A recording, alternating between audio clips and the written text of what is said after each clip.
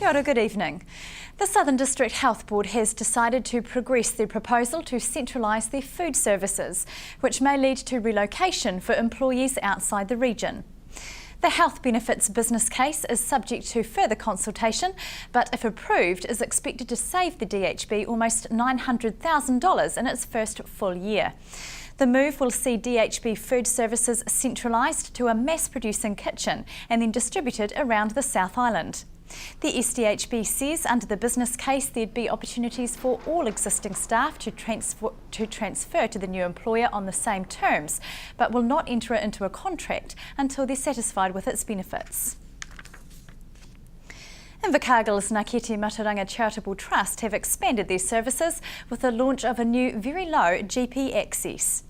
Well South Primary Health Network have partnered with Ngākete, investing in the startup along with some community funders. For the last 6 months we've been trialling it, testing our capacity, our capability to actually offer a quality, low-cost primary health care access service. And so we've had Dr Myra Patu on board running a one-day-a-week clinic, latterly gone up to 2 days per week, and now we have been supported by Well South Primary Health Network to become a GP, so a GP practice. So we're calling our practice Hipuna Waiwara Wellness Centre, which is really awesome, which is the springing forth of wellbeing, and we are so excited that our go live date is the 2nd of February 2015. It's not just straightforward GP services though, you've got some holistic services as well. Absolutely, so we've got a range of fabulous nurses who are really well qualified, smear takers, immunisers, etc.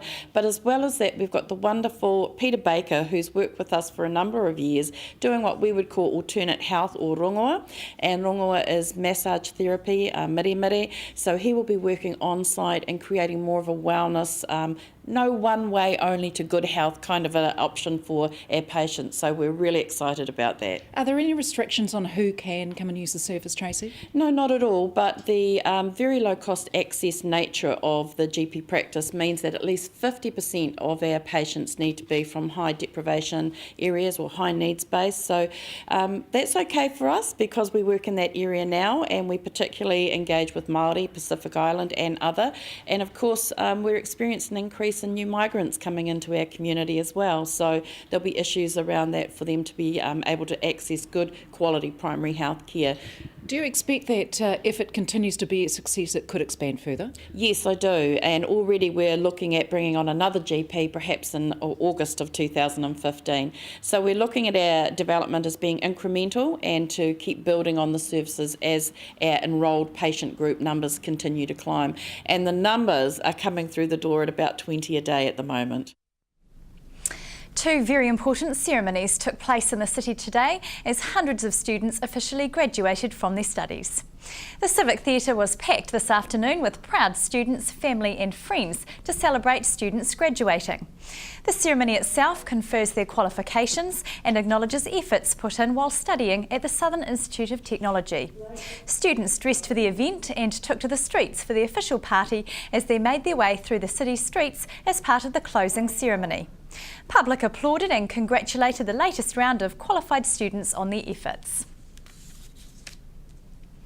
And any students returning to study next year are being reminded to apply for their student allowance and loan as soon as possible.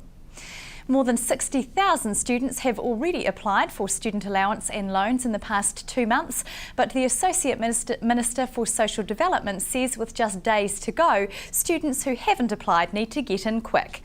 The cut-off date for applications is Tuesday the 16th of December, and students who don't apply in time could find themselves waiting up to 8 weeks or more for StudyLink approval. Up to 190,000 StudyLink applications are expected by the start of the 2015 academic year.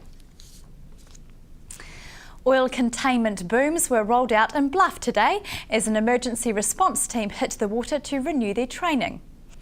The objective of the training was to set 40 metres of land-sea boom and 60 metres of overlapping harbour boom to contain diesel escaping from stormwater drains.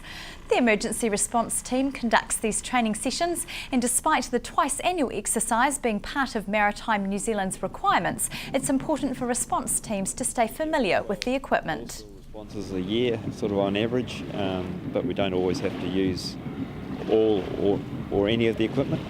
Probably once every 2 years or so we would use at least some of the equipment. And sometimes we use some of the absorbent booms, which we're not actually exercising today, particularly in sheltered port situations. And who is involved in this process? We've got people today from Port Maintenance Limited, who are our main oil spill responders in Bluff.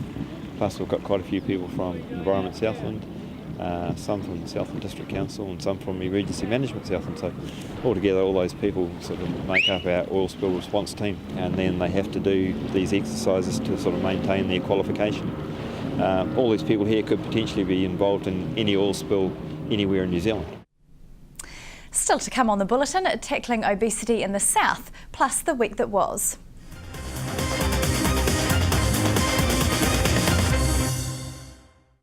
Welcome back. Invercargill has been chosen as one of 10 communities nationwide to take part in a Healthy Families initiative. Sport Southland is the lead agency for the Ministry of Health contract, which is an opportunity to make sustainable change through tackling obesity in the region.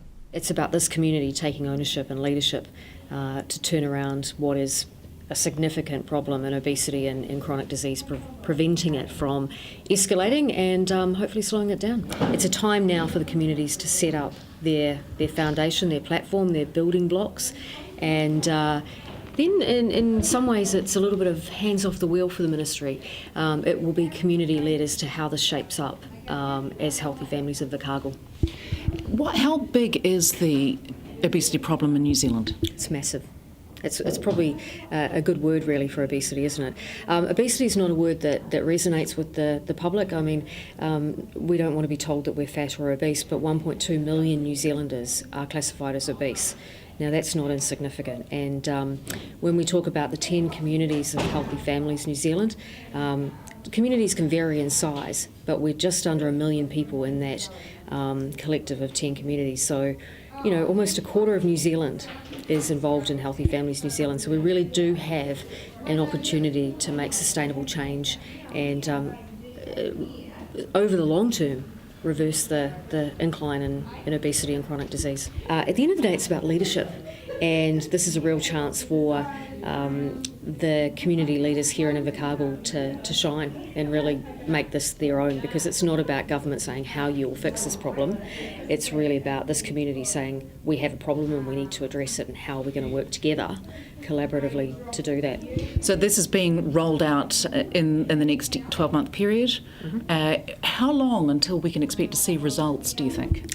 Results are going to vary, and it's one thing, a lot of people are very much focused on BMI, and BMI has risen dramatically over decades, so that's not going to reverse overnight. We know that, and so we can't say, look, we're going to have a specific target to reduce BMI by X date. What we're looking for is significant shift in the community as to behavioural change, and being able to demonstrate that there is a shift, that the community is making changes to improve their lifestyle. And one thing that's different with this particular initiative, it's focusing on the whole of the population, as opposed to individuals and what they're doing. It's about the settings in which they're living, working, playing, and how we can help sort of change the shift in mindset so that healthy choices become the normal choice. A temporary ban will be in force for parts of Invercargill on Saturday for the Christmas at the Races event. From 10 a.m. to 8 p.m, both sides of Racecourse Road, from the St Andrews Street intersection to the Ascot Park Hotel, and Yarrow Street to Derwent Street will be under the ban. In the ban area, police will have the power to arrest anyone contravening the law and to search vehicles entering the area to seize and remove alcohol. The confirmation of a New Zealand Lotteries grant has almost assured the future historical preservation in one Southland town. The Switzers Museum in Wright-Tawha was yesterday granted $400,000 from the Lotteries Commission to redevelop the museum in its current building. Redevelopments for the museum will include creating modern display galleries and storerooms to meet international standards of preservation.